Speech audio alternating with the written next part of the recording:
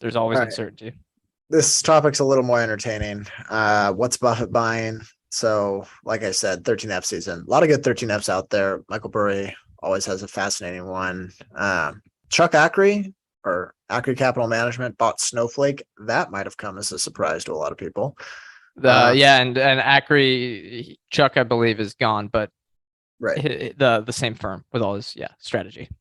So let's kind of go through the Berkshire one. It's worth remembering that a lot of this might be Todd Combs or Ted Weschler, but it's still under the Berkshire umbrella nonetheless. So, and I think, I mean, they get full discretion, but Buffett probably has a pretty good idea of all that they're buying, I would imagine. So first off, let's go through the top holdings. Not a whole lot of surprises here. Apple, 42% of their fund. I mean, that's a fair amount of concentration, although they obviously have the private businesses as well, but it's a big part of their business now. Bank of America, 10% of their holdings. These are all equity holdings. Chevron, 8%. Coca-Cola, 7.6%. I believe at one point, Coca-Cola was 40% of their equity book. Yep. It used to be the Apple. Now they just kind of let it. And they haven't added or sold any shares. Am I getting that right? I think so. And they're, from all indications, Buffett said they're doing the same thing with Apple. It's in there. They're never sell. Interesting. All right. And then American Express, 6.9% of the fund. This is kind of the more interesting part. Things he added to, or I guess things Berkshire bought or sold. So bought, this was the big surprise, $4.1 billion worth of Taiwan Semi, totally new position. Thoughts here? I think it makes sense if you're comfortable with the Apple geopolitical risk. There's no reason not to be comfortable with the Taiwan Semi geopolitical risk, because if Taiwan Semi goes down, Apple's going down too, for at least a little while. So I think, he's not afraid to have China exposure, because Apple has like 20% of revenue in China. And yeah, it makes sense. I mean, the valuation was pretty cheap outside of the geopolitical risk, and they seem to have an extremely strong moat, competitive advantage, however you want to describe it. I think, yeah, and I don't buy it because he bought it, but I think it shows that he's not someone that puts himself into a box of what things he's going to invest in. Because if he was going to say, okay, I'm going to stick with my bread and butter, he would probably only buy financials or something like that and consumer product companies. But he's able to expand. I don't think the thesis is that complicated once you understand the overview. Yes, the technological capabilities in the industry are extreme, but you don't need to understand where the electrons are moving on on every semiconductor, and there's a lot of proprietary stuff. So I think it's also an example of when you look at a company that might be quote unquote high tech, there could be some things that you don't understand, but you don't need to understand them in order to be comfortable with investing in them, if you get what I mean. Like, you don't need to know how an ASML machine works. You don't need to know Taiwan Semi secret sauce. You just need to know they have absurd economies of scale and likely some pricing power as they continue to consolidate the industry. I imagine I doubt they're gonna make it as big of a position as Apple. I really doubt that, but it makes sense given the relationship. I don't think they can. Oh, they could. They have the cash, right? And well, they couldn't make it 100 billion. They could make. I mean, Taiwan TSMC is so big. Yeah, the market cap there is huge. So that might be another good point. They can only fish in the big pond now. So yeah.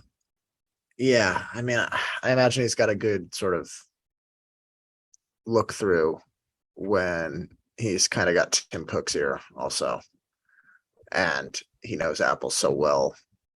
I imagine he has a pretty good vantage point when looking at how valuable TSMC is to them. So theoretically, if you're long Apple, you're long, or if you're long TSMC, you're long Apple. If you're long Apple, kind of vice versa. Yeah, and I bet, yeah, you know, he probably looked at Apple's supply chain, no doubt, when investigating that company, and understood how important they were.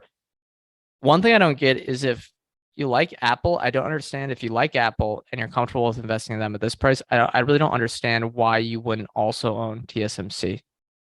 That's what I'm saying. Yeah. Like like if Apple's going to grow volume, they're gonna do it through TSMC, which is just a buoy to TSMC. How much of TSMC's volume do you know goes to Apple? I believe I was looking at this once when I was kind of getting to the company. I believe it's like 23% of revenue. But that could change year over year, year to year. No, So I think both.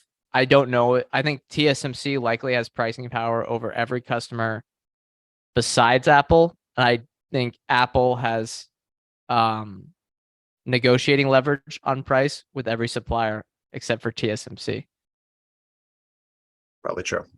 All right. Yeah. Other things he added to Chevron and Occidental Petroleum. I think that tells you his thesis on petro stocks. Frankly, it it gives me FOMO, to be honest.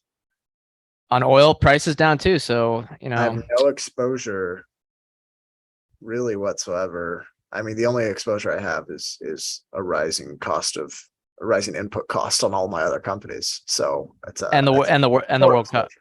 and the World Cup, second order effect. Yeah, potentially. So you can take out your hate on the this year's World Cup by owning some natural gas stocks. Yeah, the guy likes oil. There's not much to say at this point. The guy likes oil. All right. Sells. He sold US Bancorp and Bank of New York. He has some other banks that he hasn't sold, but those were two of his big sales. And those are, I should also mention, I think Occidental is the sixth largest holding for him. So two out of the six largest holdings that they have are Chevron and Occidental. Bancorp and Bank of New York are fairly high up there. Also, this is kind of the interesting one. Reduced his Activision Blizzard position. Yeah, that's surprising that it was just a trim. Maybe they were raising cash for something, but I don't think they need to do that because It's it the arb's it, the, wider. it is wider, and if they had any thoughts or they found some more information that maybe the ARB, you know, they were gonna uh, be wrong on the investment, I would have thought they would have either sold everything or just kept it, right? I I feel don't like it's yeah. understand I feel like the it's trim. like mutually exclusive. Like you, Maybe the price is though, down. If you think the deal's going through, yeah. theoretically you want to own more. But here's the Not thing.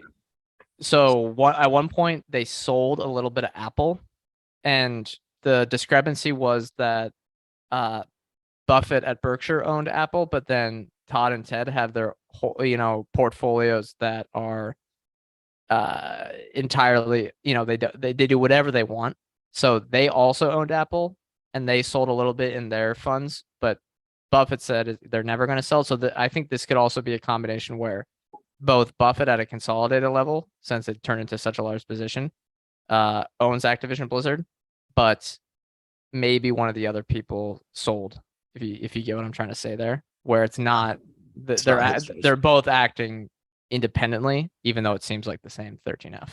And although they might have holistically the cash to do it, the cash to not have to sell in order to add to something, the Todd and Ted might run it a little differently. They might Right. have more constraints. All right. Other ones he added to Paramount Global and RH. We do see a comment in the I see a comment in the chat. We'll touch on that in a second. Paramount Global was a little controversial. RH kind of surprised me. It's a really small position. RH surprises you? We'll explain that. It seems to me it seems like it fits their brand, their love of quality brands. Maybe it's I don't know.